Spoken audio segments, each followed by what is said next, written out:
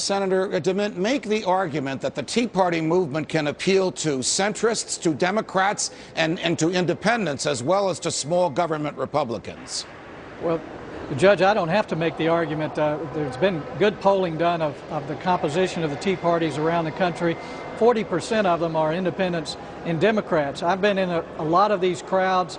A lot of them are Americans who are not even affiliated with a party or have never been involved with politics. But the focus of so many Americans is becoming more and more simple.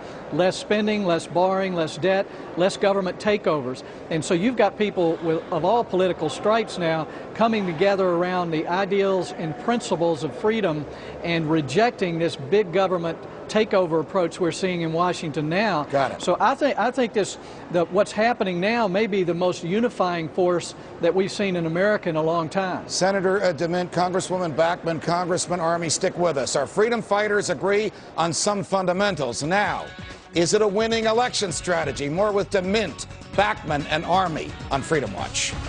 This is Freedom Watch. I'm Judge Andrew Napolitano. Staying with me are some of the Tea Partiers' favorites: Senator Jim DeMint, Representative Michele Bachmann, former Congressman Dick Armey. Tea Party-backed candidates won several June 8 primaries, and one of them will try very hard to take Senator Harry Reid's Senate seat in November. But does the movement have a clear enough agenda so that we'll see more politicians running on it and enacting it? Or are the Tea Partiers just another constituency politicians will humor in order to get elected? Senator DeMint, to you first. You did ruffle a lot of Republican feathers amongst the Republican leadership by the people you chose to back. Stated differently, everybody you're backing is winning. Well, Judge, it's exciting for us who want change, real change here in Washington, not to change our country. Again, to see Americans standing up and backing these candidates who are supporting the principles of freedom. And as we've gone out across the country, whether it's Pat Toomey in Pennsylvania, Marco Rubio in Florida, Rand Paul in Kentucky, we're seeing in Nevada Sharon Angle, who wasn't expected to win. I think you're seeing something in America that we haven't seen in our lifetime, and it's going to be key to pulling this country back from the cliff, because this is where America is. Right. And Judge, folks are trying to say the Tea Parties are far to the right. They're right in the center of where America is right now. And like Ronald Reagan said, this is a matter of up and down. It's not a matter of right or left.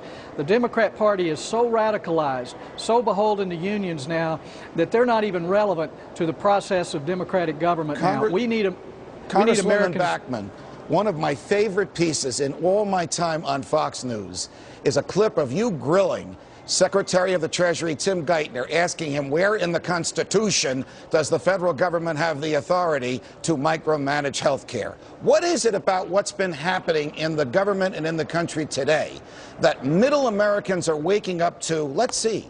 We have a Constitution. It says what the government can do and what it can't do. And everybody in the government took an oath to uphold the Constitution. Why aren't they following that oath? How can that message, why is that message resonating today? Well, it's resonating, Judge, I think because quite literally it's the Democrat Party and Barack Obama's agenda in particular that lit the match on voter discontent today in the United States. People have never seen the federal government take over 51% of the private economy, but that's actually what's happened in the last 18 months. Either through direct ownership of private industry or through control of private industry. Plus, now our debt to GDP ratio is at about 93%. We're looking at getting up to 102% within about 4 years' time. These are very serious consequences, and the American people are smart people. They're looking at all of the information that's going on. They're seeing incompetence at the federal government level in dealing with this BP disaster, and they're really voting for the original foundational block principles of our Constitution that brought us prosperity and brought us the greatest liberty that any people have been lucky enough in the 5,000 years of recorded history have been able to enjoy. You can't see this, but Jim DeMint and Dick Armey are both shaking their heads yes, yes, and yes as you're saying this. Congressman Armey, we only have a few seconds left. What is the one issue that will unite all the Tea Partiers this November?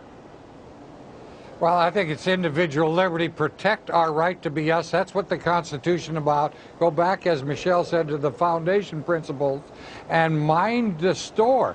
You know, you don't have to spend like crazy people. The fact of the matter is, we stand in the center of American politics. Right. The Republicans come to us, they will win. The Democrats are devoted to their extreme liberal, intolerant point of view. Punishing their own is about all they'll get done in this election cycle. Congressman Armey, Congresswoman Bachmann, Senator DeMint, it's been a pleasure. Thank you for joining us on this initial version of Freedom Watch. Whether the Tea Party movement lasts or not, resistance to the growth of government will continue. A change in attitude has occurred.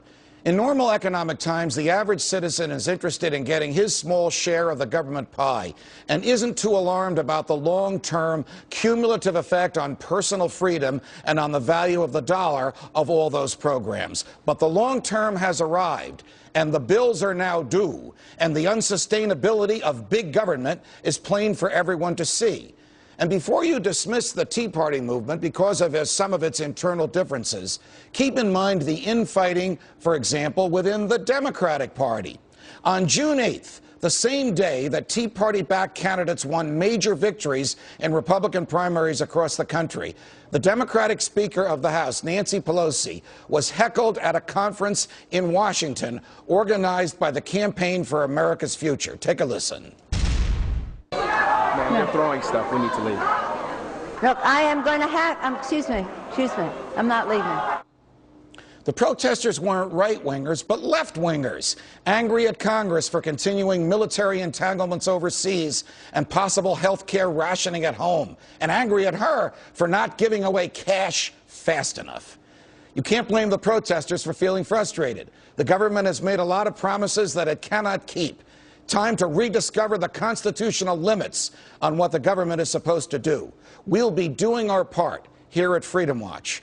We'll be your night watchman, keeping an eye on big government, from the latest frightening policy to everyday bureaucratic bungles so inane one can only laugh.